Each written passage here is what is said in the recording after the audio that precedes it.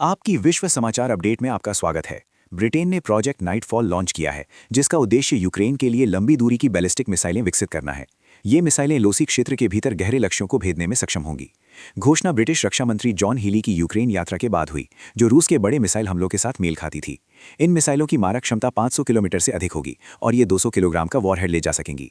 Britain प्रति माह 10 ऐसी मिसाइलें बनाने की योजना बना रहा है।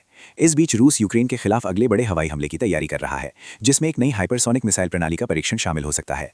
यदि पुष्टि हो जाती है तो ये विशेष सैन्य अभियान की शुरुआत के बाद से यूक्रेन के ऊर्जा बुनियादी ढांचे पर सबसे शक्तिशाली हमला हो सकता है। मैदान में रूसी सेना डोनबास में कॉन्स्टेंटिनोवका और लीमैन पर दबाव बढ़ा रही है। खबर है कि उन्होंने यारोवे में डोनेट्स के उत्तर में कुछ क्षेत्र हासिल किए हैं। जापोरिज्या में रूसी सेना ने कथित तौर पर पूर्व में एक और गांव पर कब्जा कर लिया है और प्रिलोकी को पश्चिम से घेरना शुरू कर दिया है। बेलोगोरिया में नियंत्रण हासिल करने से ओरेखोव में आगे बढ़ने की संभावना खुल गई है। यूक्रेनी सेना ने कैस्पियन सागर में लुकोइल के 3 रूसी तेल रिगों पर हमला करने का दावा किया है। साथ ही लुहांस्क में एक रूसी बुक M3 वायु रक्षा प्रणाली को भी नष्ट किया है। हालांकि कॉन्स्टेंटिनोवका के आसपास की स्थिति तनावपूर्ण बनी हुई है, जहां यूक्रेन ने जवाबी हमला करके कुछ स्थान फिर से हासिल किए हैं, लेकिन रूसी ड्रोन की सघन उपस्थिति के कारण आगे बढ़ना मुश्किल है। सूमी क्षेत्र में यूक्रेन को चिंता है कि रूस खोतुम दिशा में एक आक्रमण पुल स्थापित कर रहा है, जिससे सूमी शहर पर सीधे हमले का खतरा बढ़ गया है।